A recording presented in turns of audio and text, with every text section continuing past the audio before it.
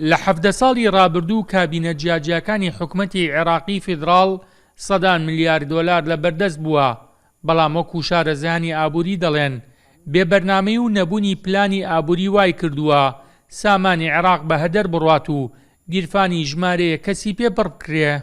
ذهبت أغلب الموازنات إلى جيوب الفاسدين. بەشێکی زۆری بودجێ عێراق بۆ گیرفانی گەندەڵکاران ڕۆشتووە.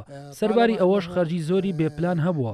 هۆکارەکەشی بۆ نەبوونی یاسایەکی گونجاو و نەبوونی پرۆژەی وەبەرهێنان دەگەڕێتەوە کە بودجەکە لەخۆ بگرێت.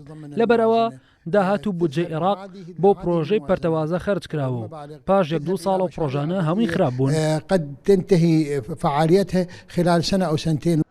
شەقامی عێراقی دەڵێن هەژاری و بێکاری لە بەرزترین ئاستە و ئەو داهات و خێر و خێراتەی عێراقیش لە ساڵانی ڕابردوو بە ئێستاشەوە بۆ خزمەتی خەڵکی سیڤیل نەبووە.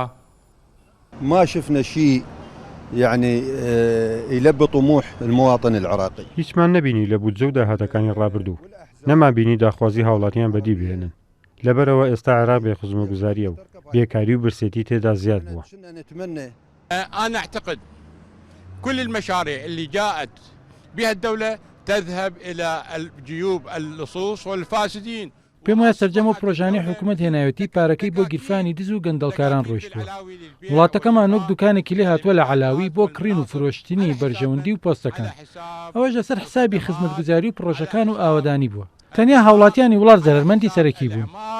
على حساب كل شيء. وأنا أتعجب دولة عراقية تخفض عمولتها الوطنية. شارەزایانی ئابووری دەڵێن بەراوردێک لە نێوان پارێزگاکانی هەرێمی کوردستان و ناوڕاست و باشووری عێراق بکەین ئەوە دەزانین چ جیاوازیەک هەیە سەرباری ئەوەی کە هەرێمی کوردستان چەند ساڵێک بودجەی لێبڕابوو.